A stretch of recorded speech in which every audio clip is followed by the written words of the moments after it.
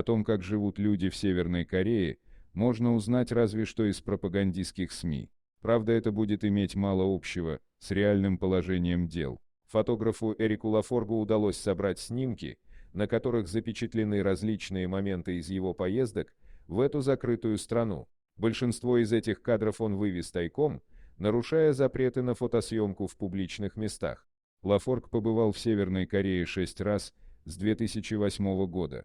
За время поездок он сделал тысячи снимков в тех местах, где официально запрещено фотографировать. Часто он попадал в ситуацию, когда после каждого сделанного фото его настоятельно просили удалить снимок. Правдами и неправдами ему удалось вывести ценные снимки с собой на родину.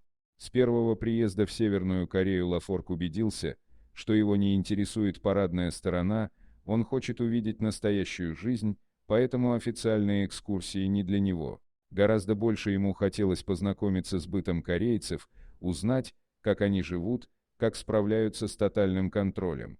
Отправиться на прогулку самостоятельно практически не было возможности, чаще приходилось ездить на автобусные экскурсии, тайком документируя все, что получалось увидеть. Спасал 300 мм зум и привычка сидеть на заднем сидении. В Северной Корее Лафорг столкнулся с запретом фотографировать полицию и армию. После его возвращения домой из последнего путешествия в 2012 году власти обнаружили, что он распространяет в интернете сделанные тайком фотографии, они оказывали на него давление, заставляя скрыть снимки из открытого доступа. Лафорг отказался это делать, объяснив, что он показал и положительные, и негативные стороны Северной Кореи, как любой другой страны, которую он посетил. «Я отказался делать исключение для Северной Кореи, и правительству это не понравилось», — сказал он. Вскоре Лафоргу запретили въезд в Северную Корею пожизненно. «Во время моих визитов я много бывал в деревнях, общался с местными жителями часами, благодаря моим гидам. Они так много рассказали мне о том, как живут, о чем мечтают. Главное, что нужно знать о Северной Корее, это то, что там душевные люди, интересующиеся теми, кто к ним приезжает, они очень гостеприимны, даже учитывая, что у большинства из них ничего нет», рассказал Лафорг о своем путешествии. 1. Жизнь без электричества.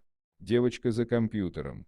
Лафорг рассказал, что гиды радуются, когда туристы фотографируют детей за компьютерами. Им хочется показать миру, что Северная Корея идет в ногу со временем. Но как только они замечают, что компьютер выключен из-за того, что электричества нет, то требуют сразу же удалить снимок. 2. Фотографировать армию запрещено. Женщина в окружении солдат.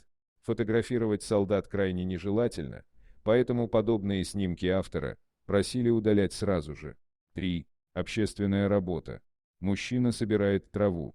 Такие фотографии время от времени попадают в западную прессу с заголовками, что жители Северной Кореи едят траву, собранную в парке. Чтобы не развивать этот миф, гиды запрещают делать подобные снимки.